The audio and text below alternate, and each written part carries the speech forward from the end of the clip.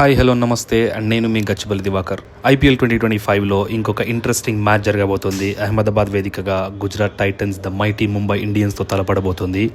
It's going to be a run feast in Ahmedabad today. And ఈ match ఈ రెండు టీమ్స్కి చాలా ఇంపార్టెంట్, ఎందుకంటే రెండు టీమ్స్ తాము ఆడిన ఫస్ట్ మ్యాచ్లో ఓడిపోయి వస్తున్నాయి. ఈ మ్యాచ్తో IPLలో బోని కొట్టి కంబ్యాక్ ఇవ్వడానికి రెడీగా ఉన్నాయి. ముంబై ఇండియన్స్ పై ఈ సీజన్ చాలా ఎక్స్పెక్టేషన్స్ ఉన్నాయి అండ్ వెరీ స్ట్రాంగ్ టీమ్ కూడా. బట్ ఫస్ట్ మ్యాచ్ యాజ్ యూజువల్గా ఓడిపోయారు. బట్ ఈ మ్యాచ్లో వాళ్ళ కెప్టెన్ హార్దిక్ పాండ్యా రాకతో టీం ఇంకా బలంగా కనిపిస్తోంది. లాస్ట్ ఇయర్ ఇదే గ్రౌండ్లో ఈ రెండు టీమ్స్ మధ్యన మ్యాచ్ గుర్తుండే ఉంటుంది. హార్దిక్ పాండ్యా గుజరాత్ టైటన్స్ని లీడ్ చేస్తూ కన్సిక్యూటివ్లీ 2 ఫైనల్స్కి తీసుకెళ్లాడు. అండ్ ముంబై ఇచ్చిన ఆఫర్తో గుజరాత్ టైటన్స్ క్యాప్టెన్సీ వదిలేసి ముంబై ఇండియన్స్ క్యాప్టెన్సీ పగ్గాలు చేపట్టాడు. సో దాంతో గుజరాత్ టైటన్ ఫ్యాన్స్ ఆగ్రహంతో ఊగిపోయారు. అండ్ ఎప్పుడైతే మ్యాచ్ జరిగిందో ఆ గ్రౌండ్లో హార్దిక్ పాండ్యాను చాలా బూ చేశారు. దాని తర్వాత హార్దిక్ పాండ్యా ఇండియన్ టీంకి చాలా బాగా ఆడాడు అండ్ గెలిచిన 2 ట్రోఫీస్లోనూ చాలా మంచి పర్ఫామ్ చేసి తన సత్తా చాటుకున్నాడు. సో ఇప్పుడంతా సిచ్యువేషన్స్ కొంచెం బెటర్ అయింది. బట్ స్టిల్ ఈ మ్యాచ్లో ఏం జరగబోతుందో ఇంకా ఇంట్రెస్టింగ్గా ఉండబోతుంది. ఇక టీమ్స్ విషయానికి వస్తే గుజరాత్ టైటన్స్కి ముంబై ఇండియన్స్ మీద చాలా మంచి రికార్డే ఉంది. ఆడిన 5 మ్యాచెస్లో 3 గుజరాత్ టైటన్ గెలిస్తే 2 ముంబై ఇండియన్స్ గెలిచింది. ముంబై ఇండియన్స్ అహ్మదాబాద్లో ఆడిన 3 మ్యాచెస్లో ఒక్కటి కూడా గెలవలేదు. సో ఈ గ్రౌండ్లో ముంబై ఇండియన్స్కి మంచి రికార్డ్స్ ఏమీ లేవు. సో ఈ రోజైనా గెలుస్తుందా లేదా అని చూడాలి. అండ్ ముంబైకి ఈ గ్రౌండ్లో చాలా ఛాలెంజెస్ ఉన్నాయి అండ్ జీటీకి అదే అడ్వాంటేజ్ కూడా. So GT definitely have an edge, but favourites అయితే కాదు. It's going to be neck to neck fight అని చెప్పొచ్చు. ముంబై ఇండియన్స్ విషయానికి వస్తే హార్దిక్ పాండ్యా రాకతో ముంబై ఇండియన్స్ ఇంకా స్ట్రాంగ్ అయింది. బట్ వాళ్ళ టాప్ ఆర్డర్ ఇంకా చాలా బాగా ఆడాల్సిన అవసరం ఉంది. ఎందుకంటే Mumbai Indians middle order top Indian బ్యాటర్స్తో సార్టెడ్ ఉంది. రోహిత్ శర్మ లాస్ట్ మ్యాచ్లో డక్అవుట్ అయ్యాడు and he has to perform. అప్పుడే ముంబై ఇండియన్స్ గెలవడానికి ఛాన్స్ ఉంటుంది. And also Ryan Rickelton and Will Jacks ఫామ్లో రావాలి. మిడిల్ ఆర్డర్ మొత్తాన్ని సూర్యకుమార్ యాదవ్ అండ్ తిలక్ వర్మ చూసుకుంటారు. And Hardik Pandya would be there finisher.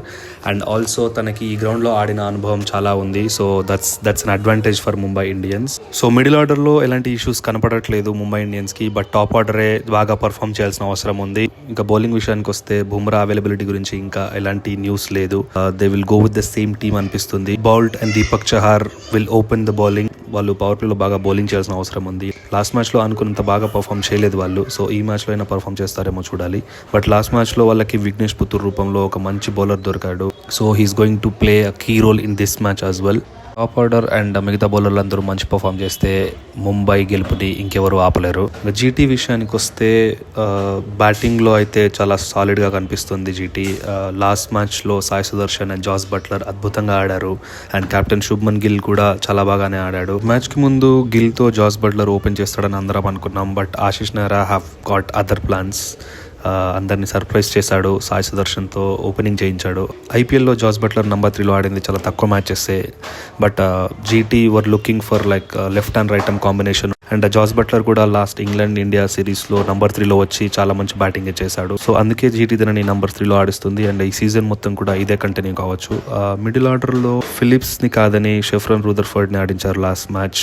తను బాగానే ఆడినా కూడా మ్యాచ్ ఫినిష్ చేయలేకపోయాడు. బట్ ఐ ఫీల్ వాళ్ళు గ్లెన్ ఫిలిప్స్ని ఆడిస్తే బెటర్ అని అనుకుంటున్నాను. ఎందుకంటే గ్లెన్ ఫిలిప్స్ని ఆడిస్తే పవర్ఫుల్ బ్యాటింగ్తో పాటు is a great fielder.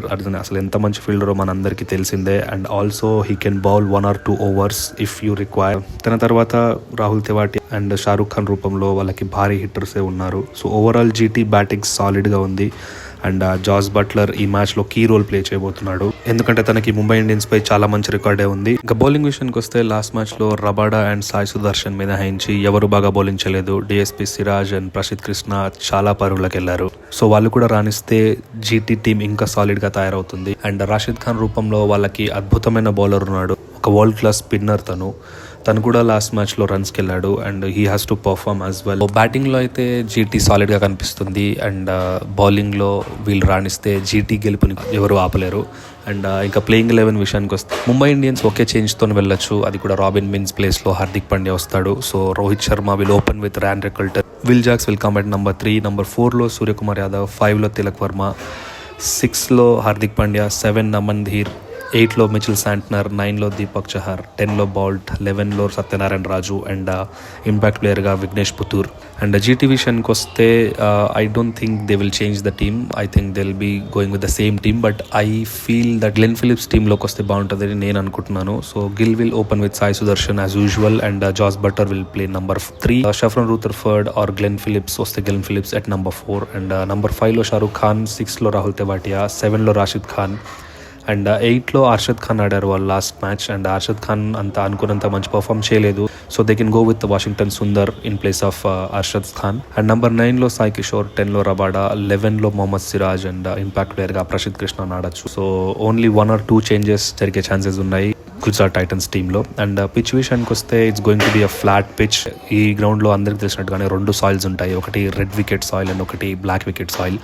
Red wicket soil ఉంటే కనుక బ్యాట్స్మెన్కి చాలా పండగలా ఉంటుంది అండ్ ఎక్కువ రన్స్ వచ్చే ఛాన్సెస్ ఉంటాయి. అండ్ బ్లాక్ సాయిల్ వికెట్ అయితే కనుక చాలా స్టిక్కీ ఉంటుంది, స్లోవర్ ఉంటుంది అండ్ బౌలర్స్కి ఎక్కువ యూజ్ అవుతుంది.